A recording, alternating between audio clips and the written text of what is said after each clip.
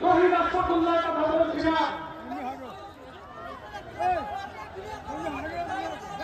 প্রত্যেকে বলুন আমাদের বিপ্লব আব্বাস সিদ্দিকী ভাইরা এখন চলে আসছেন, পরিচয় আসছেন, তার মূল্যবান বক্তব্য শোনাবেন। আমরা প্রত্যেকে ধৈর্য সহকারে বসে যাই, শৃঙ্খলার সঙ্গে আমরা বসে যাই। আমরা কিছুক্ষণের মধ্যেই বিপ্লব আব্বাস সিদ্দিকী ভাইয়ের বক্তব্য, মূল্যবান বক্তব্য শুনব।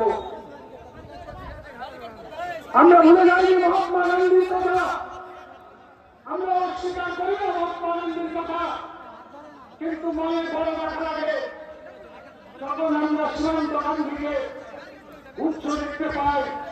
খান আব্দুল গফফার খান সীমান্ত গান্ধী, যিনি মুভমেন্টের প্রতিষ্ঠাতা ছিলেন, তার কথা আমরা ভুলে গেছি। আমরা তার কথাকে অস্বীকার করি না, কিন্তু সমাজে কিছু মানুষ যারা রয়েছে তারা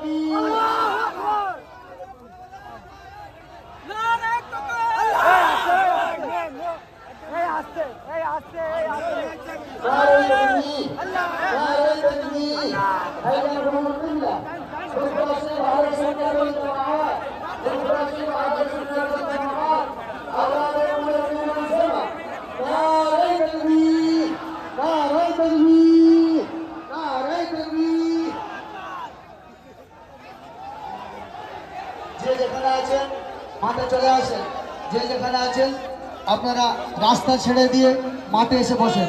আপনাদের জন্য সুন্দর জায়গা করে দেওয়া হয়েছে। ভাইজান হাজির হয়ে গেছে, লক্ষ লক্ষ যুবকের নয়নের মণি। আজকের সবার প্রধান আকর্ষণ পীরজাদা আব্বাস সিদ্দিকী ভাইজান হাজির হয়েছেন।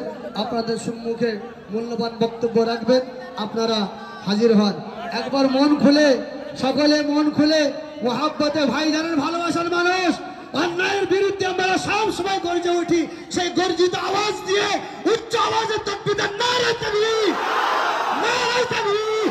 আওলাদে মুজাদ্দিদুজ্জামান, আওলাদে মুজাদ্দিদুজ্জামান, মুখলেসে আহলে সুন্নাতুল জামাত, নারে তাকবীর। রাস্তা থেকে নিচে নেমে আসেন, রাস্তা থেকে আপনারা নিচে নেমে চলে আসেন, রাস্তায় কেউ থাকবেন না।